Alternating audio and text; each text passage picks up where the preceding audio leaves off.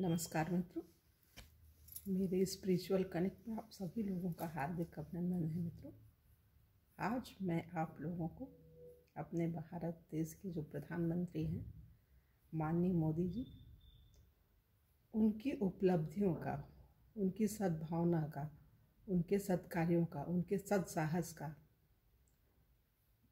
मैं कितना बखान करूं, कितना बोलूं, कितना प्रसन्नता व्यक्त करूं उनकी देशभक्ति के प्रति। वो सब कम है मित्रों। अद्भुत देशभक्त हैं। वर्षों वर्ष बीतने व आज़ादी के बाद कह लीजिए कि एक पहले ऐसे प्रधानमंत्री मिले हैं जिन्हें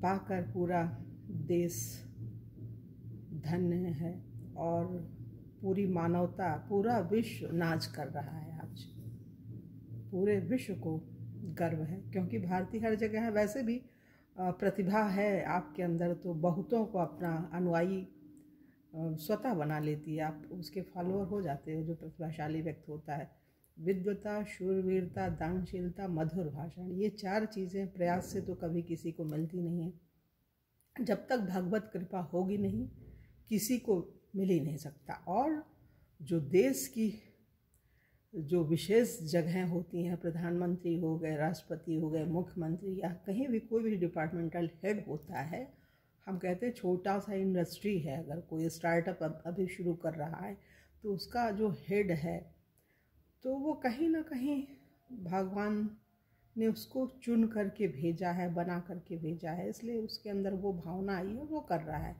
इस संबंध में कुछ चीज़ें हैं जिनसे देश को, समाज को और ऐसे काम करने वालों को ऊर्जा मिलेगी मित्रों। तो वो हम एक दो पॉइंट्स हैं, कुछ हैं तो बहुत सारी पूरी डायरी भरी पड़ी है, लेकिन कुछ चीज़ें प्रासंगिक हैं जो इस संबंध में बोलना ज़रूरी है।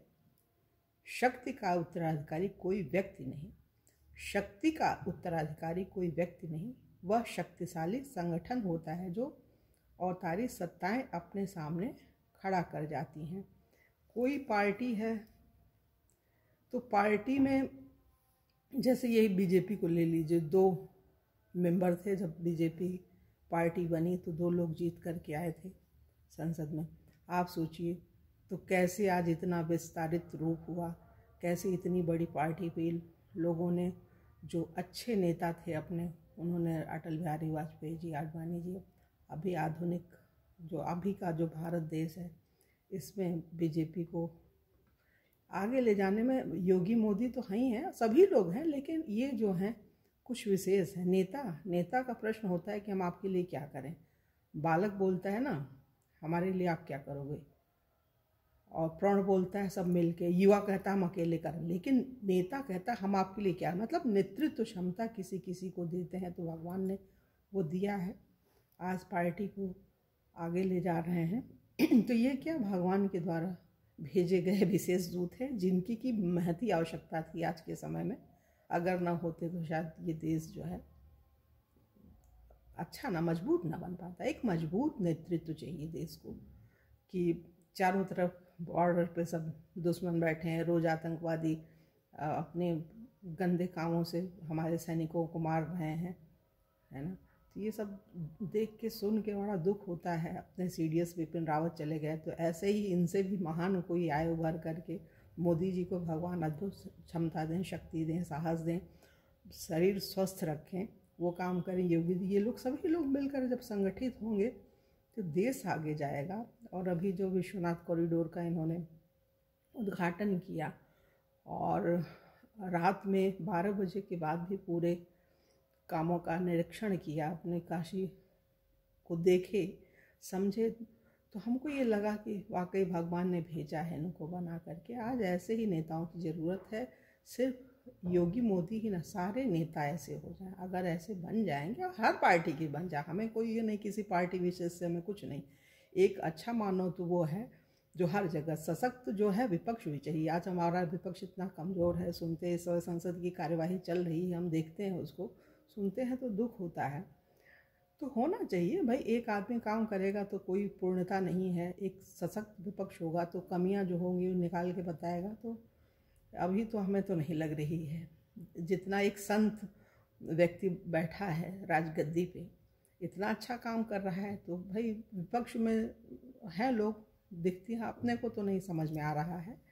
और कोई पूर्ण तो है नहीं, भगवान ही एक पूर्ण है। अगर मानव है तो कहीं कोई कमी होगी तो इतना तो चलता है, इतने कोई ख़ास बात नहीं है। लेकिन हाँ, भगवान ने एक अद्भुत संत भेजा है। राजा जो है, राजा की बातों को धर्म समुदाय के लोग भी नहीं काट सकते। राजा की बात को काटने का, उसमें हस्तक्षेप करने का, संशोधन करने का काम सिर्फ भगवान ही करते। अभी अहिल्याबाई सीरियल आ रही है, उसमें हम देखते हैं तो मल्हारराव सरकार जो हैं अद्भुत थे, बड़े अच्छे राजा थे, बहुत अच्छा उन्होंने अपना शासन किया। उनके बाद उनकी जो पुत्रवधू अहिल्याबाई होलकर, उन्होंने अच्छे से संभाला और 29 वर्षों तक शासन किया। मित्रों, तो ऐसे ही लोगों को देख करके मन खुश हो जाता है। ये लगता है भगवान उनको समस्त अच्छाइयों से उनकी झोली भरें, कभी उनके अंदर दुर्भावना आए ही नहीं। और दुर्भावना आती है तो क्या, एक शक्ति घटती है, क्योंकि विपक्ष के लोग बेसर पैर की जब बातें करती है तो मन में दुख तो होता ही है, लगता है छोड़ दो। और सन्यासी और संत तो होते ही हैं ऐसे, वो क्या, वो अकेले रहने वाले। लेकिन फिर देश का नेतृत्व इतना अच्छा कौन करेगा। तो जो कर रहे हैं, अभी बोलने के लिए बहुत खुश हैं, चीज़ें निकल के आ रही हैं। अब राम मंदिर अयोध्या में बन के भूमि पूजन किए गया इनके द्वारा, मोदी जी के द्वारा 5 अगस्त 18 में 19 में हुआ है। तो मित्रों, ये बहुत बड़ी उपलब्धि है। और अभी जो पिछली बार 15 जुलाई 2018 में इसी तरह से भ्रमण किया था अपने काशी का, उन्होंने देखा था क्या किस तरह से काम होना है। तो और अभी 13 दिसंबर को वो घूमे, निरीक्षण की। इतनी शक्ति सामर्थ्य उनके पास है, भगवान और भी दे। और वो ऐसे ही काम करते रहे नए नए। और जहाँ भी पूरे देश में कहीं नहीं कहीं तो क्या बहुत सारी जगहों पे कमियां हैं, तो उन कमियों को जितना दूर करें, सुधार करें, संशोधन करें, तो देश के लिए, विश्व के लिए अच्छा होगा। पूरे विश्व में जो भारत देश का गौरव बढ़ेगा और अखंड भारत की जो महिमा है वो बढ़ेगी। टुकड़े टुकड़े में बट गया, हम लोग देखते देखते समझिए पाकिस्तान बन गया। छोटे से थे उस समय हम तो, लेकिन जान तो रहे हैं ना, इससे पहले अफ़गानिस्तान वगैरह किस तरह से अलग हुए, श्रीलंका, मतलब अगल बगल के जो भारत देश के करीबी जो देश थे वो पहले भारत में ये सब छोटे छोटे हो गए। बड़ा दुख होता है देख के, सुन के मित्रों। तो इसमें बस भगवान से प्रार्थना करते हैं, प्रभु हमारे देश के प्रधानमंत्री को अपनी समस्त शक्तियाँ आपने दे के भेजा ही है, कहीं कोई कमी रह गई हो तो उसको भी दे दीजिए। स्वस्थ तन मन तो दिए ही है, दीर्घायु भी दीजिए, जिससे वो देश की सेवा करते रहें मित्रों। बस इन्हीं शब्दों के साथ हम सोचते हैं कि हम अपनी वाणी को विराम दें और कल की वीडियो में आप लोगों से पुनः मिलेंगे। तब तक के लिए जय हिंद, जय भारत, ओम शांति, ओम शांति।